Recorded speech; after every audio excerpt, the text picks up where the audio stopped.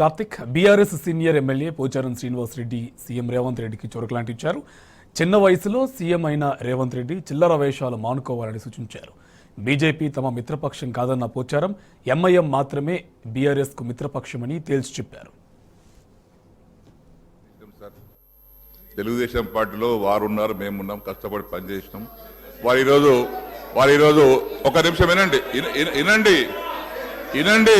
ఇదే ఓపిక ఉండాలండి. శాసనసభలో మాట్లాడే ఓపిక కాదు, ఇనే ఓపిక కూడా ఉండాలి.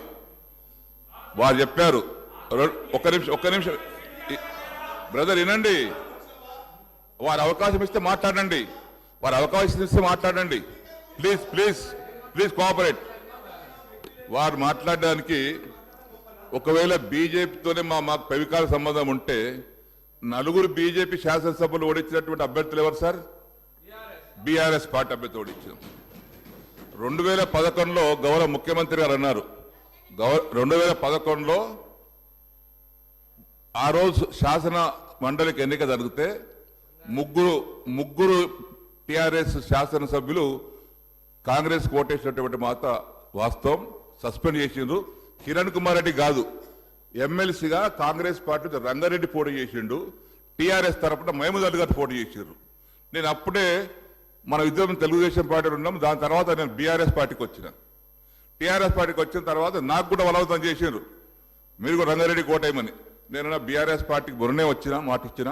నేను టీఆర్ఎస్ పార్టీ అభ్యర్థిగా ఓటేసి తప్పితే ఇంకో దానికి వెయ్యనంటే మీరు చెప్పినటువంటి 3 పేర్లు నేను రిపీట్ చేయదలుచుకోలేదు.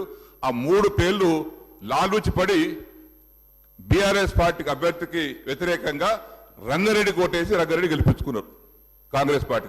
రెండవది తమరు అన్నారు సంబంధం బీజేపీ, ముఖ్యమంత్రి కావాలి, ముఖ్యమంత్రి మార్చాలంటే వారికి అవసరం సార్ అడగదాల్సి.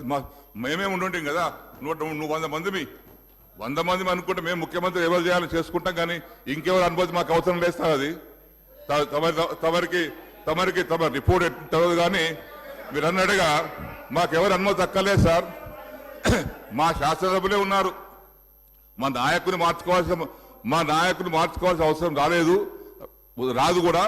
ఒకవేళ అటువంటి పరిస్థితి మాకు ఎవరిని అడగాల సార్? మేమే 100 మంది ఉన్నాం కదా ఇక్కడ పోయిన ప్రభుత్వంలో. దయచేసి బీజేపీతో మాకు ఎలాంటి సంబంధం లేదు. మాకున్నది ఫ్రెండ్లీ పార్టీ ఎంఐఎం పార్టీ. దయచేసి దాని పట్ల మరొకసారి